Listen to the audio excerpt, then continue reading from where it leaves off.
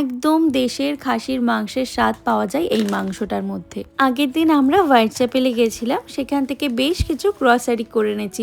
তাই বেশি করে মাছ, মাংস এবং অনেক কিছু সবজি নিয়ে এসেছি। সবজি বেশি না হলেও মাছ আর মাংসটা বেশ অনেকটাই নিয়ে এসেছি, কারণ আমি খাসির মাংসটা খুব পছন্দ করি। সেটা একটু বেশি করেই নিয়ে আসি, প্রায় আমার ওই 2 মাস মতো চলে যাবে সেরকম করে। অনেকে শুনলে অবাক হবেন, কিন্তু এটাই বাস্তব। আমরা যারা বিদেশে থাকি তারা কিন্তু একবারে 2-3 মাস মতো করে মাছ মাংস কিনে ফ্রোজেন করে ফ্রিজে ঢুকিয়ে রেখে দিই। টাটকা মাছ তো আমাদের এখানে পাওয়া যায়, সেটা স্যামন, বিদেশি অনেক মাছ, কিন্তু এই যে দেশীয় মাছগুলো সেগুলো কিন্তু ফ্রোজেনই আমাদের এখানে বিক্রি হয়।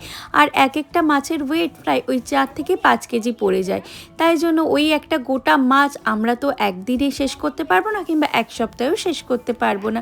তাই জন্য মাছগুলোকে ভালো করে পরিষ্কার করে নিয়ে আমরা কেটে গুছিয়ে ফ্রিজে রেখে দিই ফ্রোজেন করে। আমাদের ওই 2-2.5 মাস মতো চলে যায় এই রুই মাছগুলো কিংবা কোনো বড় ধরনের মাছ কিনলে সেটা শেষ করতে। বেরোনোর আগেই আমি একটু সাম্বার রেডি করে বেরিয়েছিলাম, আর আজকে ডিনারে খাবো ইডলি।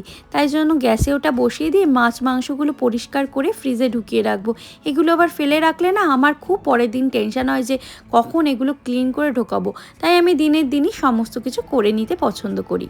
এখন প্রায় রাত্রি 10টা বাজে, আর আকাশটা দেখুন, এত সুন্দর আকাশ হয়ে আছে। এখানে রাত্রি 10টা, 10:30 পর্যন্ত কিন্তু এরকমই আলো দেখা যায়।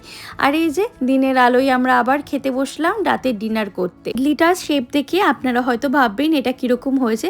অ্যাকচুয়ালি আমার ইডলির কোনো প্যান নেই, তাই জন্য আমি ওই কাপ কেকের বাটিতেই বসিয়ে দিয়েছিলাম ইডলিটা হতে। এটা কিন্তু রাভা ইডলি এবং দুর্দান্ত হয়েছিল খেতে। যাই হোক, চলুন দেখা হচ্ছে পরবর্তী নতুন আরেকটি ব্লগে। ততক্ষণের জন্য সকলকে টাটা।